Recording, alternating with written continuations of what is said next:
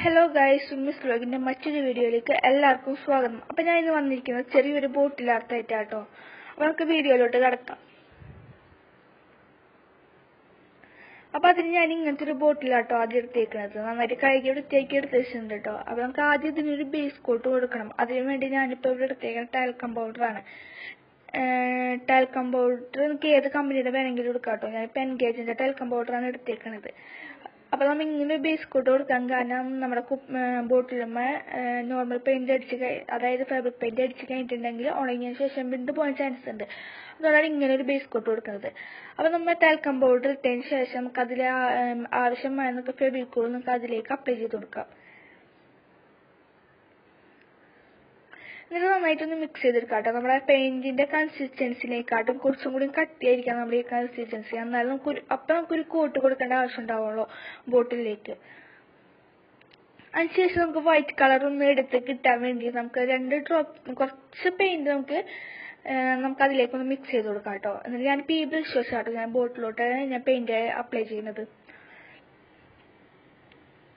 അപ്പൊ ഇങ്ങനെ എല്ലായിടത്തും നമുക്ക് ബോട്ടിലോട്ട് നമുക്ക് അപ്ലൈ ചെയ്ത് കൊടുക്കാം പെയിന്റ്. അപ്പൊ ഞാനിപ്പോ പറഞ്ഞാൽ ഒരു കോട്ട് മാത്രം കൊടുത്താൽ മതിട്ടോ ഇങ്ങനെ ഒരു പെയിന്റ് ആവുമ്പോൾ. അപ്പൊ നമുക്ക് അതിലോട്ട് വേറൊരു ബേസ് കോട്ട് കൊടുക്കേണ്ട കാര്യം എന്ന് വെച്ചാൽ ഗ്രേ കളറാണ് നമുക്ക് ഇനി കൊടുക്കേണ്ടത്. അപ്പൊ എന്റെ കയ്യിൽ ഗ്രേ കളർ ഇല്ലാത്ത കാരണം ഞാനിപ്പോ വൈറ്റും ബ്ലാക്കും വെച്ച് അഡ്ജസ്റ്റ് ചെയ്യാട്ടോ. അപ്പൊ നമുക്ക് ആവശ്യമായ വൈറ്റ് പെയിന്റ് എടുത്തിട്ട് അതിലേക്ക് 2 ഡ്രോപ്സ് ബ്ലാക്ക് കളർ നമുക്ക് ആഡ് ചെയ്ത് കൊടുക്കാം. നമുക്ക് ഡാർക്ക് കളർ ഗ്രേ കളർ വേണമെന്നുണ്ടെങ്കിൽ 3 ഡ്രോപ്സ് നമുക്ക് ഒഴിക്കാവുന്നതാണ്. ഇപ്പൊ എനിക്ക് ഒരു മീഡിയം സൈസ് കളർ ആയതുകൊണ്ട് ഞാൻ 2 ഡ്രോപ്സ് എടുക്കുന്നത്. അഥവാ നല്ല ലൈറ്റ് ആണ് വേണമെന്നുണ്ടെങ്കിൽ 1 ഡ്രോപ്സ് ഒഴിച്ചാൽ മതിട്ടോ.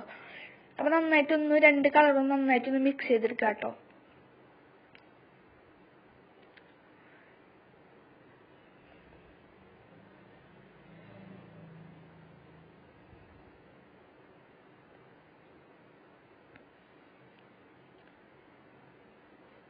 അപ്പൊ ഈ ഒരു കൺസിസ്റ്റൻസി ആട്ടോ നമുക്ക് വേണ്ടത്. അപ്പൊ നമുക്ക് ഇനി ഇത് നമ്മൾ ഉണക്കി വെച്ചിരിക്കുന്ന ബോട്ടിലോട്ട് നമുക്ക് ഇതൊന്ന് അപ്ലൈ ചെയ്ത് കൊടുക്കാം. അപ്പൊ ഞാനിപ്പോ ഇവിടെ സ്പോഞ്ച് വെച്ചാട്ടോ ഞാനിപ്പോ ഈ ബോട്ടിലോട്ട് ഞാൻ അപ്ലൈ ചെയ്യുന്നത്. കാര്യം എന്ന് വെച്ചാൽ സ്പോഞ്ച് വെച്ച് അപ്ലൈ ചെയ്ത് കഴിഞ്ഞാൽ നമുക്ക് നല്ലൊരു ഫിനിഷിങ് കിട്ടും. അതുകൊണ്ടാണ് ഞാൻ സ്പോഞ്ച് വെച്ച് അപ്ലൈ ചെയ്യുന്നത്.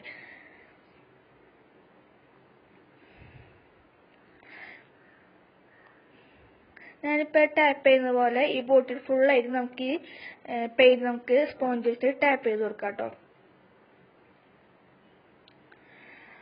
അപ്പൊ ഞാൻ പെയിന്റ് ഫുള്ളായിട്ട് അടിച്ച് ഞാനിപ്പോ ഇത് ഉണക്കി എടുത്ത് വെച്ചിട്ടുണ്ട് കേട്ടോ. അപ്പൊ നമുക്ക് ആദ്യം അതിലേക്കൊരു പ്രിന്റ് വേണം. അപ്പൊ ഇത് ഞാൻ വരച്ചതാട്ടോ. എനിക്ക് കടയിൽ പോയി സാധനം കിട്ടിയില്ല. അപ്പൊ ഞാൻ എന്ത് ചെയ്തു, ഞാൻ വരച്ചു. അപ്പൊ ട്രേസ് ആണോ നമ്മൾ എടുക്കുന്നത്. ട്രേസ് എടുത്ത് കഴിഞ്ഞപ്പോ നമുക്ക് ചെറിയൊരു ഗ്യാപ്പ് ഒക്കെ വന്നു. അപ്പൊ ഞാൻ അത് ജസ്റ്റ് ഒന്ന് പെൻസിൽ കൊണ്ട് ഫില്ല് ചെയ്ത് കൊടുത്തു. അപ്പൊ നമുക്ക് ഹെഡ് ലൈൻ ആയിട്ട് നമുക്ക് ബ്ലാക്ക് കളറാണ് നമുക്ക് കൊടുക്കുന്നത്. അപ്പൊ നമ്മൾ ഹെഡ് ലൈനായിട്ട് പോയിന്റ് ബ്രഷ് വെച്ചാണ് കേട്ടോ നമുക്ക് ഹെഡ് ലൈൻ വരയ്ക്കേണ്ടത്.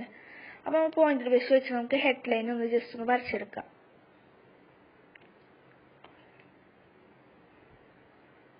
അതിനുശേഷം തുമ്പിടെ ചിറകിന്റെ ഭാഗത്ത് നമുക്കൊന്ന് വൈറ്റ് കളർ ഒന്ന് അപ്ലൈ ചെയ്യാം കേട്ടോ.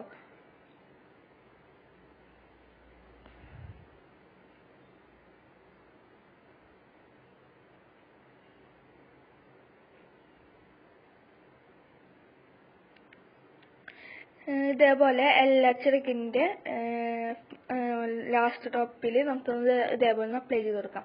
ബാക്കി പോർഷനിൽ നമുക്ക് റെഡ് കളർ ഒന്ന് അപ്ലൈ ചെയ്ത് കൊടുക്കാം കേട്ടോ. ഞാനിപ്പോ ഒരു കോമ്പിനേഷൻ ആയിക്കോട്ടെ എന്ന് വിചാരിച്ചാൽ റെഡും വൈറ്റും ഇടും. എനിക്ക് ഇഷ്ടമുള്ള കളർ എടുക്കാം കേട്ടോ, യാതൊരു പ്രശ്നവും ഇല്ല. ഇതേപോലെ ബാക്കിയുള്ള പോർഷനിൽ നമുക്ക് പെയിന്റ് അപ്ലൈ ചെയ്ത് കൊടുക്കാം.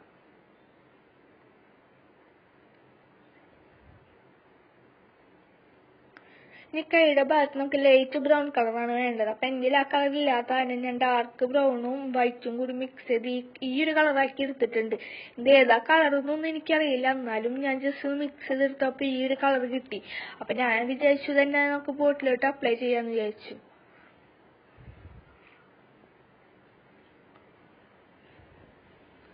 അപ്പൊ ഇതുപോലെ നമുക്ക് കൈയുടെ ആ ഭാഗത്ത് നമുക്ക് ഫുള്ളായിട്ട് നമുക്ക് ഈ കളറൊന്ന് അപ്ലൈ ചെയ്ത് കൊടുക്കാം.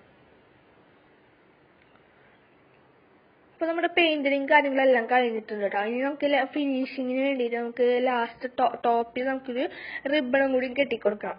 അപ്പോൾ ആ റിബൺ കിട്ടിയ ഫോട്ടോ ഞാൻ ഫസ്റ്റിൽ ഞാൻ ആദ്യം തന്നെ ഇട്ടിട്ടുണ്ടായിരുന്നു. ഇനിയിപ്പോൾ വേണമെന്നുണ്ടെങ്കിൽ ലാസ്റ്റിൽ ഞാൻ അത് ആഡ് ചെയ്യുന്നതാണ്.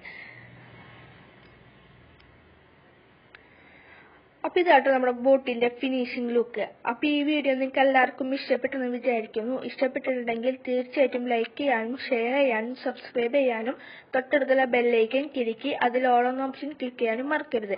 അപ്പോൾ അടുത്ത നല്ലൊരു വീഡിയോ കാണുന്നതായിരിക്കും. ബൈ.